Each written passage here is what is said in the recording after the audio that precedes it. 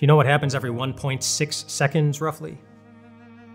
So 1.6 seconds, that's not a lot. That's boom, boom, boom. I don't know if that's exactly 1.6 seconds, but it's probably pretty close. So once every 40 seconds, somebody around the world dies by suicide. Once every 40 seconds. But there are roughly 25 suicide attempts for every successful suicide, which means that there is a suicide attempt every 1.6 seconds, just now, now, now, now, now, and it'll keep going. That's a lot of people in the world every day feeling like there's not a lot of hope. Feeling like whatever's going on in their life that's causing them distress can't really change. I have a counselor friend who has said that really there are only two types of problems that we have in our lives. There are Play-Doh problems and there are rock problems. And what she meant by that was that, Play-Doh is something that you can mold, you can change. And so there are problems in your life that you have the ability to do something about. You can change it, you can mash it, you can mix it, you can make it look different. And I'm not going to talk about those types of problems because if you have a Play-Doh problem, then just go ahead and change it because you have the ability to. But there are a lot of problems that are rock problems. And of course, if you take a rock, you can't mold it. You can't change it. It is what it is. And there are a lot of those problems. And those are the ones that I'm going to talk about today, the rocks. And if you're in a rock situation, something that's really hard that you can't change, I want you to think about Joseph in the Bible.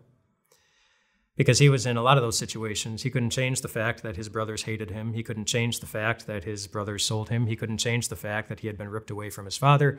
He couldn't change the fact that despite his best efforts, people kept forgetting about him and neglecting him and throwing him in prison, and that bad thing after bad thing after bad thing after bad thing was happening. Even though he was doing good, he couldn't change all these bad things. He also didn't see coming at the end, after God had elevated him to the second highest position in all of Egypt, basically the entire world. He couldn't see the day coming when his brothers who sold him would walk in many, many years later. And after his brothers realized who it was that was standing in front of them, the brother that they had hated, the brother that they had sold, they were afraid that Joseph was going to do something bad to them. He's going to take revenge. But instead, Joseph said something really significant. He said this. He said, "But Joseph said to them, 'Don't be afraid. Am I in the place of God? You intended to harm me, but God intended it for good, to accomplish what is now being done, the saving of many lives.'" And there's a particular two-word phrase in there that is just absolutely key in how we deal with those rock situations. And it's the two-word phrase, "but God." He didn't say that, "I know you guys didn't mean it." He didn't say that. He said, "What you intended to harm me." He couldn't change that. But God took that very bad thing that he couldn't change, and he changed it into something really good. And the God that we believe in has a long track record of doing just that. The Israelites were trapped between the Egyptian army and the Red Sea. But God stopped the army, and he opened up the waters so that they could walk right through it. Gideon only had 300 men, going up against thousands. But God gave them the victory. Peter and John were in prison. But God miraculously set them free. Time and time, again and again, God's people were in a rough situation. But God came through for them, including the day when God was hanging on a cross, dead. And it looked like there was no hope at all. And there was nothing anybody could do to change it.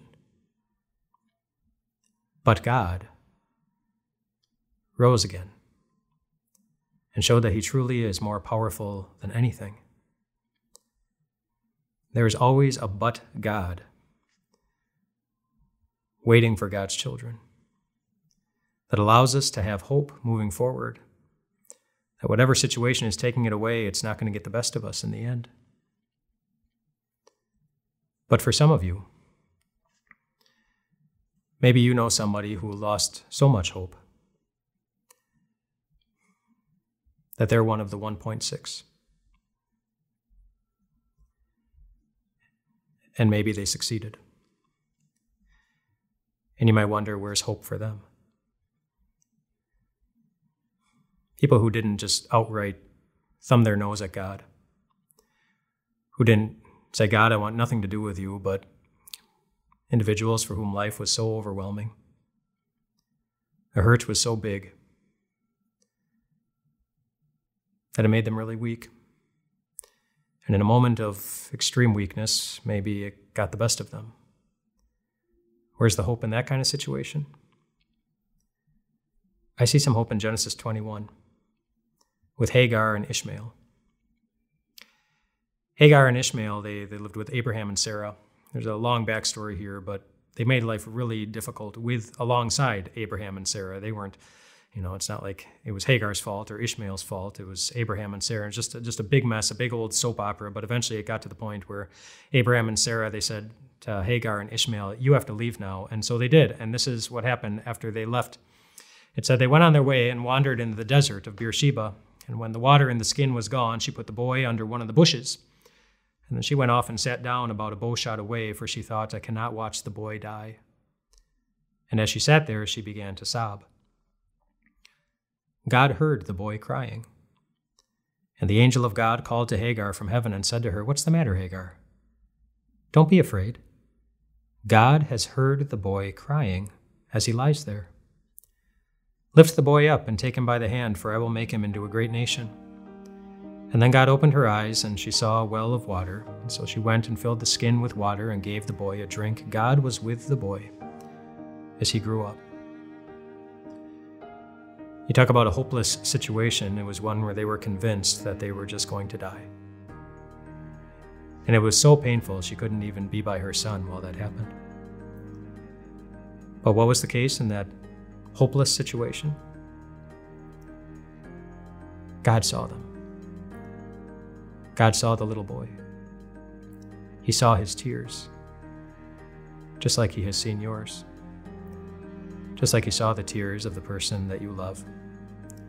And how did he respond to Hagar and to Ishmael?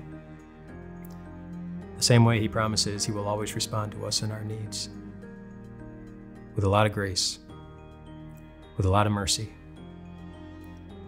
We see that at the cross of Jesus, where God, without us ever asking, put his son on a cross, and he had mercy on us, and he gave us a love that we do not deserve, so we could rest our hope in the God who will always give us his best, even when life is getting the best of us.